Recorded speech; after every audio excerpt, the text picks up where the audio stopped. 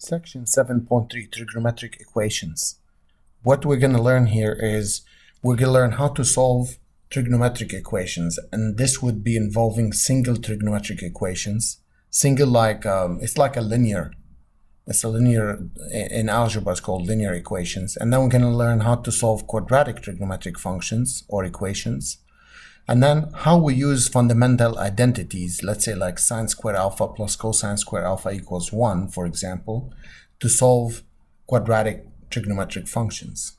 So let's start with this example. How do we solve an equation like this? Sine alpha is equals to 1/2. Sine alpha equals 1/2.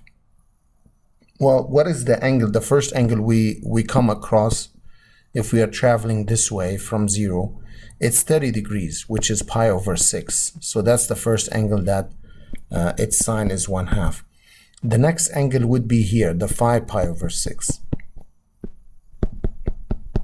That's 30 degrees and 150 degrees. These are the smallest two positive integer, or the smallest positive degree or radian measure angles that would give me their sine to be 1/2. Then what happens? So we traveled this way, we hit the first one, travel again, hit the second one. Where's the next one? The next one would be you travel, you hit this, and then you go all the way with 2 pi more to hit the next one. And then if you travel, you hit this, and you travel 2 pi more to hit that. So what happens is, if I take pi over 6 and add 2 pi to it, that would be another solution. If I add another, so I take pi over 6, I add another 2 pi, so that would be 4 pi. That's another solution. And this can go on and on. The same thing here, 5 pi over 6, add 2 pi, that's a solution. Add 2 pi to this, you get 4 pi, and this keeps going on and on. Not only that, but also, how about if you subtract, you go minus 2 pi, the same thing here. That works the same way. And you can subtract again and again, 2 pi, 2 pi.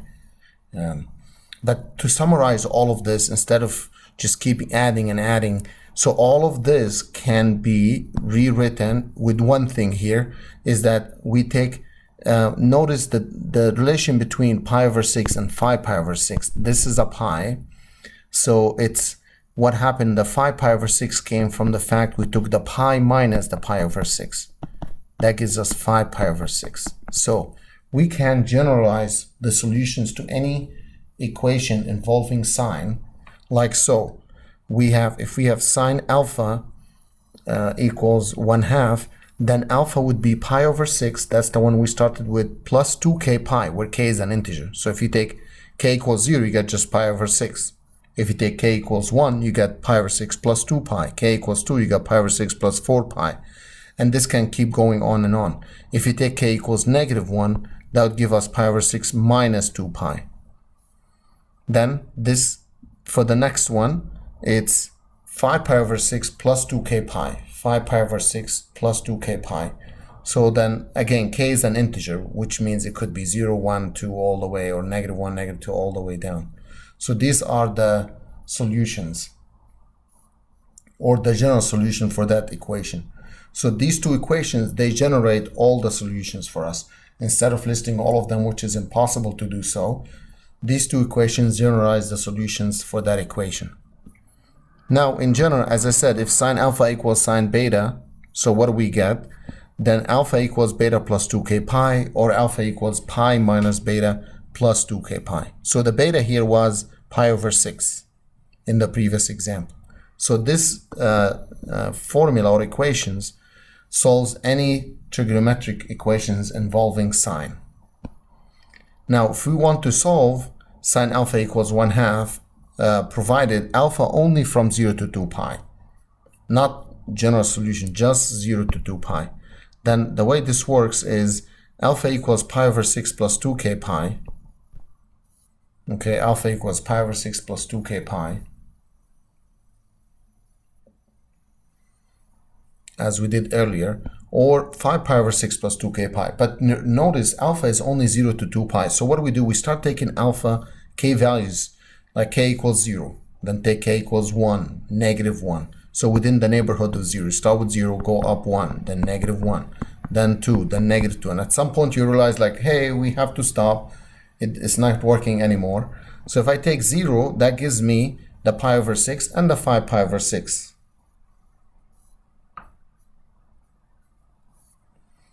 Now, in a similar way, we can work with cosine function. Why? Why did we stop here for the previous one? Because if you take k equals 1, you're going to get 2 pi plus something and 2 pi plus something else, which exceeds the 2 pi. We're only working from 0 to 2 pi. If you take a -1 for k, that will go below 0. So that's why we only have 2 solutions. In the case of cosine, if cosine alpha equals cosine beta, the general solution for this one is that alpha equals beta plus 2k pi, like in the sine, or alpha equals negative beta plus 2k pi, where k is an integer. So we can apply this to this example for cosine 2 theta plus 3 root 3 equals square root of 3, where theta is from 0 to 2 pi. 0 to 2 pi.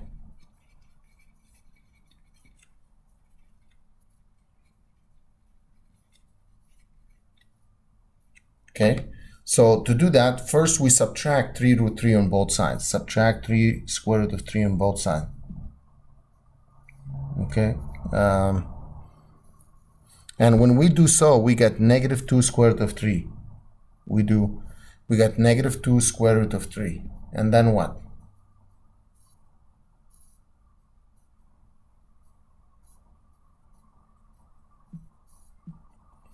We divide by 4 both sides. So that gives me negative square root of 3 over 2.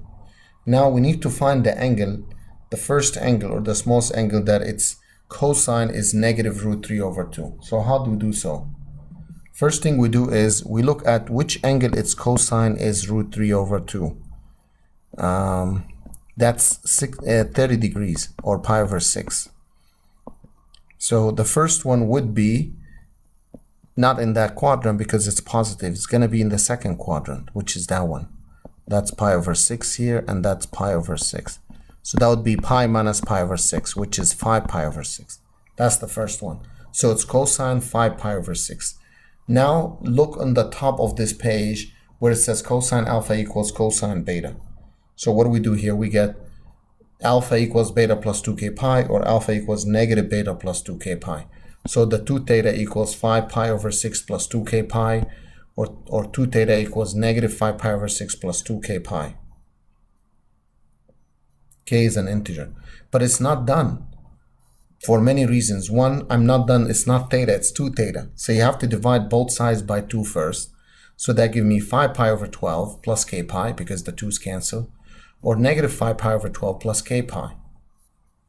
But again, k is an integer. So, and we are solving only from 0 to less than 2 pi. So if you take k equals 0, watch what happens. We get 5 pi over 12 and negative 5 pi over 12. But the negative doesn't work because it's below 0. If you take k equals 1, you're going to get 5 pi over 6 plus k pi, which is 17 pi over 12, which is fine. Still less than 2 pi and more than or equal to 0. And for the second equation, you get negative 5 pi over 12 plus 12 pi over 12. That's 7 pi over 12, which is still fine.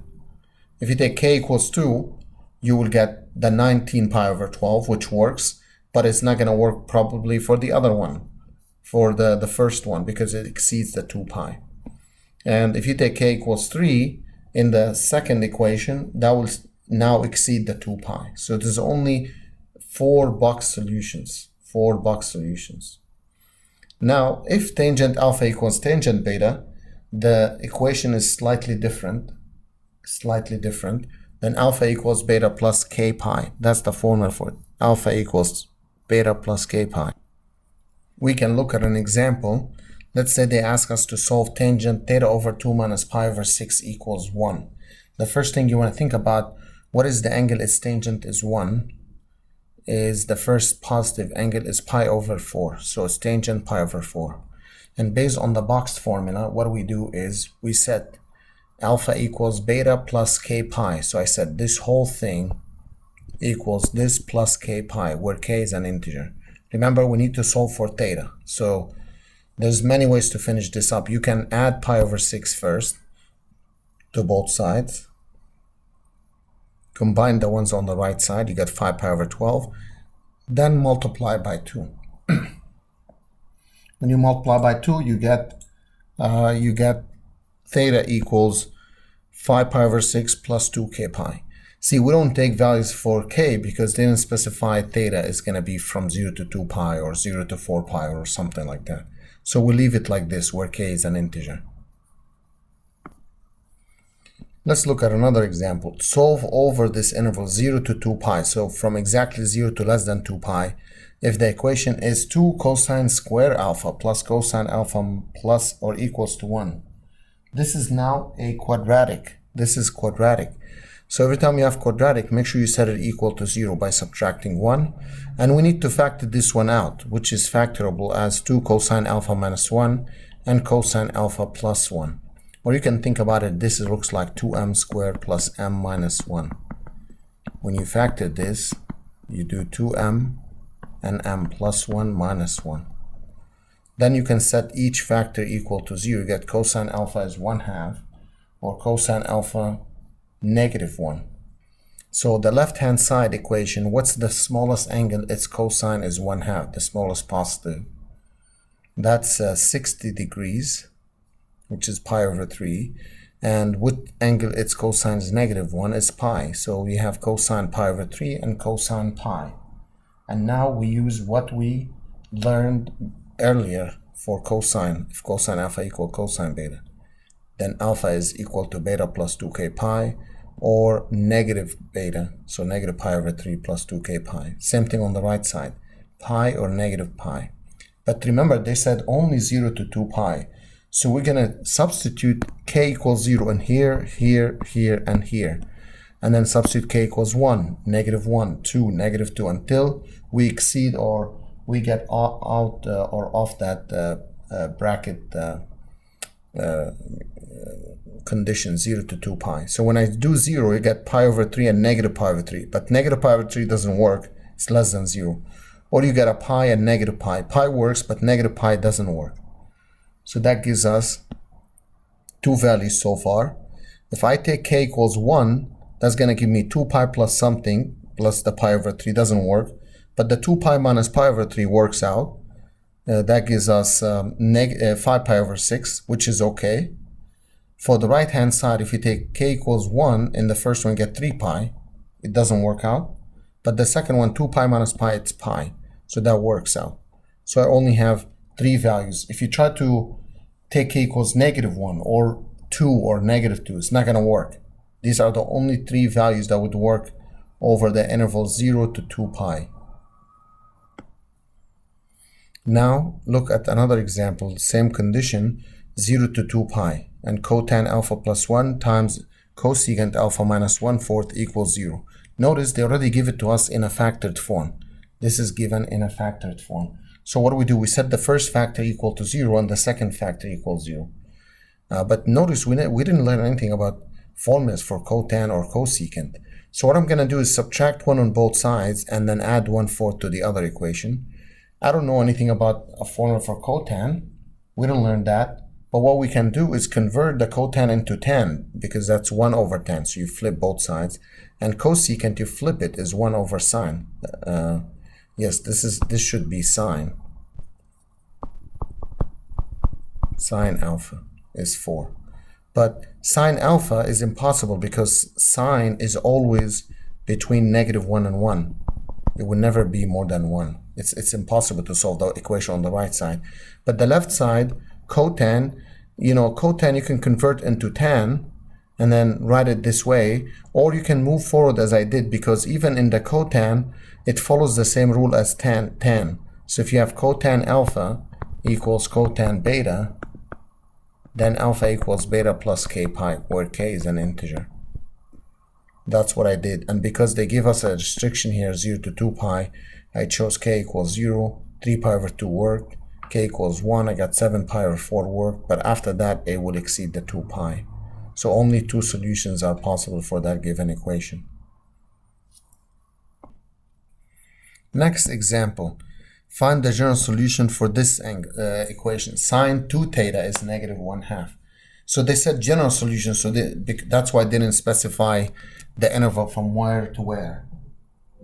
Okay, so how do you solve something like this? We need to find the smallest positive angle. Its sine is negative 1/2. That turned out to be 7 pi over 6. Why? Well, because if you forgot about the negative sign, the angle that its sine is 1/2 is pi over 6. Now, to be negative is not going to be here. It's not in this quadrant because sine is positive. So the next one would be this, which is pi over 6 plus pi. So pi over 6 plus pi, that's 7 pi over 6. So then, based on the formula we gave you, then you take 2 theta is 7 pi over 6 plus 2k pi, or 2 theta is pi minus pi, 7 pi over 6 plus 2k pi, where k is an integer. Then you combine the 6 and 6. So you get 7 pi over 12 if you divide by 2, and negative pi over 12 plus k pi, where k is an integer. And you stop here because they said they want the general solutions. Next example, solve for x the equation 1 equals 2 cosine squared x minus sine x, where x goes exactly from 0 to less than 2 pi. One thing you want to notice here, notice one thing, is that there's sine and cosine. That looks totally different than all the previous examples. So what do we do in this case? What do we do? We can convert the cosine into sine by rewriting cosine square as 1 minus sine square, because we know that cosine square x plus sine square x is 1. So cosine square x is 1 minus sine square x.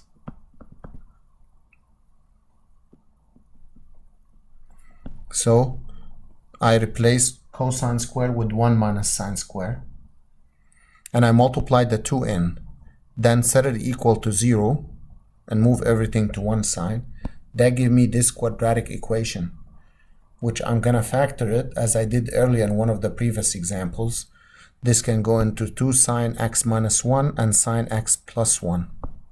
Then in order for this to equal 0, you set each factor equals 0. From the first factor, we get sine x is 1/2, or sine x negative 1. So then you solve it as we solved earlier. So the negative 1 on the right side, that's sine 3 pi over 2, and solve it from there. And the other one is sine pi over 6. So use the main formulas for each one of them. You keep the top the same. Here you combine these, and same combine these. We get the next two. And we start taking values for k because they said there's a restriction on k. We get pi over 6, 5 pi over 6, 3 pi over 2.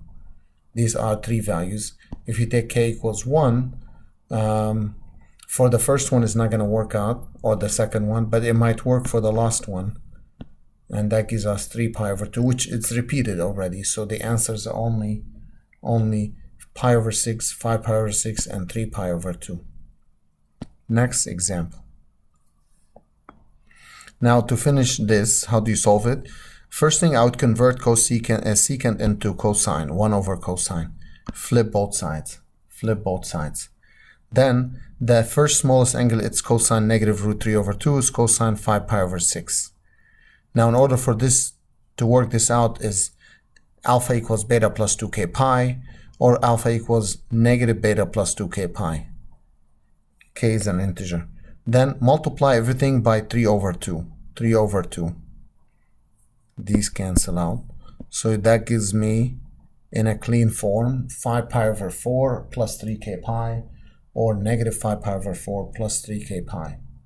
Then you take k equals 0 and see what you get. K equals 1, k equals 2, k equals negative 1, and you will find out that there's only these two values that would work out. 5 pi over 4 and 7 pi over 4. Because they give me a restriction on alpha, which is 0 to less than 2 pi.